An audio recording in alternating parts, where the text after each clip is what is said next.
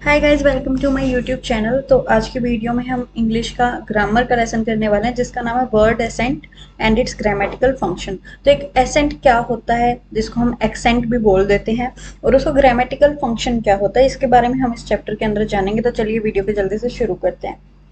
जो एक्सेंट होता है वो किसी भी लैंग्वेज के लिए बहुत इंपॉर्टेंट होता है, क्योंकि जो एक्सेंट जिस तरीके से हम किसी वर्ड को बोलते हैं वो उसके नेचर को निर्धारित करता है। उसका फंक्शन क्या है, वो वहाँ पर किस यूज के लिए अब उस वर्ड को बोल रहे हैं या उसको हम कैसे प्रोनाउंस करते हैं, वो बहुत ज़्यादा इंपॉर्टेंट हो जाता है। कई बार ऐसा होता है कि बहुत सारे लोग वर्ड्स को गलत प्रोनाउंस करते हैं। मोस्टली एग्जांपल देके बताऊं तो जैसे कि स्कूल होता है, हम तो स्कूल को सही बोलते हैं, पर जो गांव के लोग होते हैं वो कभी कभी स्कूल को स्कूल बोल देते हैं, या फिर कुछ अलग अलग एक्सेंट में अपनी भाषा में अलग अलग तरीके से बोलते हैं। जो एक एक्सेंट होता है ना, वो भाषा को एक उसका करेक्टर देता है, उसको सही तरीके से फॉर्म करने का, उसको सही तरीके से कैसा बोला जाए, उसकी प्रोनाउंसिएशन, उसकी ग्रामर, उन सब का उस पर बहुत ज़्यादा गहरा प्रभाव पड़ता है। और एक एक्सेंट लैंग्वेज को एक लोकल, रीजनल या फिर नेशनल करेक्टर भी देता है। अब लोकल कैसे देता है कि हम लोकली हम हिंदी बोलते हैं तो हम वर्ड्स को इधर उधर कर देते हैं, कुछ भी बोल देते हैं, लेकिन जब हम वही वर्ड्स नेशनल लेवल पर अगर कहीं जाकर बोलेंगे तो हम ध्यान रखेंगे कि उसका एक्सेंट बिल्कुल सही हो। इस तरीके से एक्सेंट बहुत ज्यादा बड़ा रोल प्ले करता है। अब देखिए डेफिनेशन देखते हैं एक्सेंट की क्या है। The word accent has originated from the Latin word accentus which means tone और इंटेंसिटी। तो ये एक लैटिन वर्ड से बना है जिसका नाम है एसेंटस। ये बहुत ज़्यादा ज़रूरी है याद करना, क्योंकि ये आपके एग्जाम के अंदर आपको 1 मार्क दिला सकता है। आ सकते हैं कौन सी लैंग्वेज के वर्ड से बना है, तो ये लैटिन से बना है, या फिर ये पूछ सकते हैं किस वर्ड से बना है, तो एसेंटस से बना है।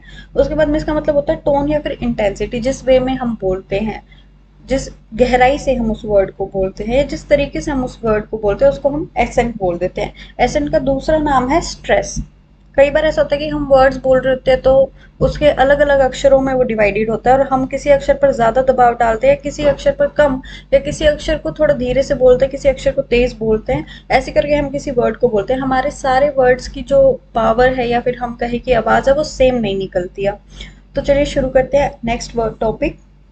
इसके बाद में आता है जो वर्ड्स होते हैं वो अक्षरों से बने होते हैं, जिन्हें हम सिलेबल्स बोलते हैं। तो जो सिलेबल है वो एक अक्षर का भी हो सकता है, या फिर एक से ज्यादा, दो का भी हो सकता है, तीन का भी हो सकता है, चार का भी हो सकता है, कितने का भी हो सकता है। तो ये जो सिलेबल्स होते हैं इन्हें हम अलग अलग तरीके से बोलते हैं। हर एक अक्षर को हम अलग अलग तरीके से बोलते हैं एक वर्ड के अंदर।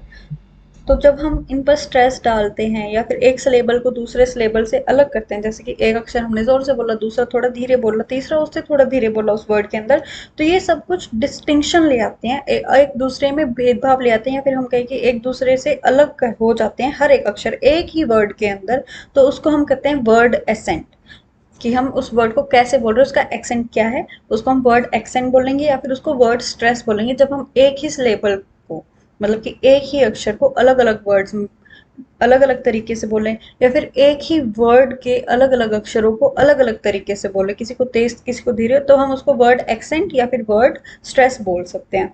उसके बाद में आता है कि कॉजेज क्या हैं इस वर्ड एक्सेंट के, क्यों एक एक्सेंट होता है एक भाषा के अंदर। तो देखो, कोजेज ये होता है कि जब भी हम कोई वर्ड बोलते हैं तो वो सिर्फ एक अक्षर का तो होता नहीं है कि हमने बोल दिया तो सारे उसको ही बोलेंगे। उसके अंदर बहुत सारे अक्षर होते हैं, जिसकी वजह से जो भी अक्षर हम बोलते हैं वो हमेशा सेम टोन का नहीं निकलता, या फिर सेम पिच का नहीं निकलता, या फिर किसी में हमारी आवाज़ ज़्यादा ऊंची होती है, किसी में थोड़ी कम होती है, या फिर कोई कोई तो ऐसे होते हैं जो अक्षर ही खा जाते हैं। तो इस वजह से जो है एसेंट होता है, जो हमें प्रॉपरली बताता है कि किसी वर्ड को कैसे प्रोनाउंस करना है, सही तरीके से उसे कैसे बोलना है।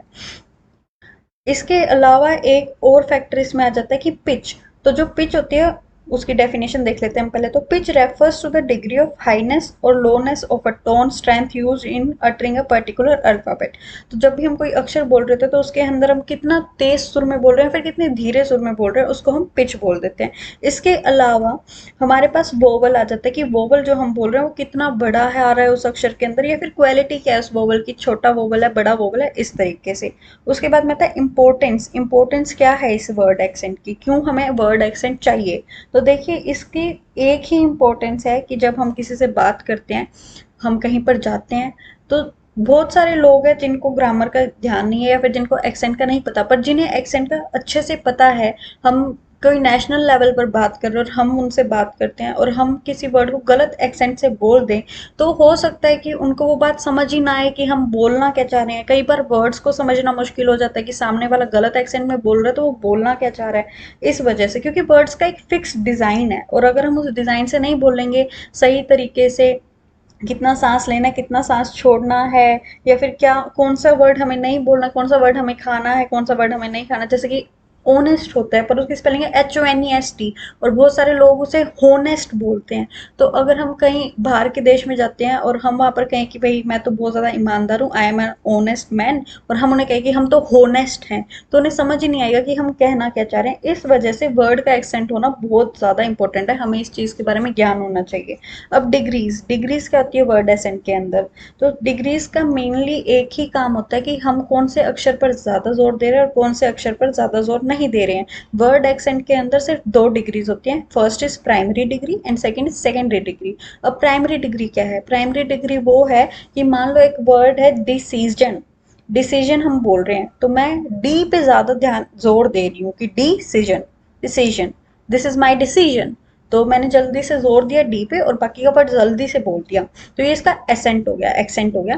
तो इसके बाद में प्राइमरी एक्सेंट होता है जिस पे हम ज्यादा जोर दे रहे होते हैं, जिस पर हमारा मेन फोकस होता है। और सेकेंडरी जो डिग्री है वो होती है जिस जो हम बस बोल देते हैं वर्ड के साथ में, जिसपे हम इतना ज्यादा जोर नहीं लगाते हैं, वो हमारी सेकेंडरी डिग्री हो जाती है। तो जब भी आपसे पूछे कि कितनी डिग्रीज होती है एक्सेंट की, तो दो डिग्रीज होती है, प्राइमरी डिग्री, प्राइमरी एसेंट जिसको हम बोलेंगे, और एक सेकेंडरी डिग्री जिसको हम बोलेंगे सेकेंडरी एसेंट।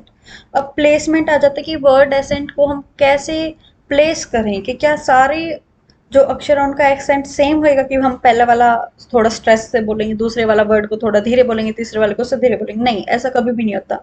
हर एक वर्ड का एक अलग एक्सेंट होता है, हम उन्हें अपने तरीके से प्लेस नहीं कर सकते। इधर ग्रामेटिकल रूल्स लगते हैं, इधर एक प्रोनाउंसिएशन दी गई है जिसके हिसाब से हमें उन्हें प्रोनाउंस करना है या फिर स्ट्रेस देना है, या फिर हम कहें कि उसी एक्सेंट के हिसाब से बोलना है। और हर एक वर्ड का अलग एक्सेंट होता है, कोई भी दो वर्ड सेम एक्सेंट से नहीं बोले जा सकते हैं। इसके बाद में हमारे पास आता है ग्रामेटिकल फंक्शन। क्या है वर्ड एक्सेंट का? तो ग्रामेटिकल फंक्शन ये है कि जब कोई आदमी या इंसान हमसे बोल रहा होता है वर्ड्स, तो इससे हमें ये पता चल जाता है कि वो एक नाउन के बारे में बात कर रहा है, एक एडजेक्टिव के बारे में बात कर रहा है, या फिर एक वर्ब के बारे में बात कर रहा है।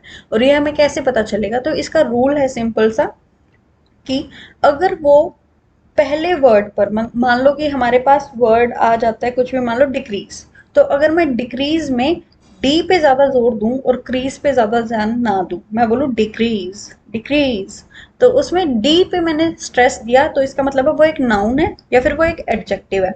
और अगर मैं डी पे ज्यादा स्ट्रेस नहीं देती हूँ, मैं बोलती हूँ डिक्रीज, तो मैं क्रीज पे ज्यादा स्ट्रेस दे रही हूँ, तो वो एक वर्ब है। तो ये एक रूल है कि जब हम पहले सेलेबल पे, मतलब कि पहले अक्षर पर ज्यादा जोर डालते हैं, तो वो होता है हमारा नाउन या फिर एडजेक्टिव, और जब हम लास्ट के अक्षर पर, लास्ट सेलेबल पे ज्यादा जोर डालते हैं, तो उसको हम कहेंगे वर्ब। तो इसका ग्रामेटिकल रूल है।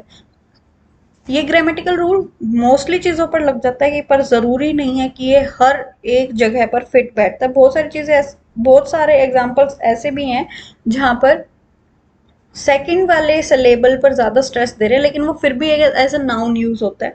तो इस चीज का हमें ध्यान रखना है, पर मोस्टली केसेस में ये हमारा काम कर जाता है। तो यहीं पर हमारा चैप्टर स्टार्ट खत्म हो जाता है।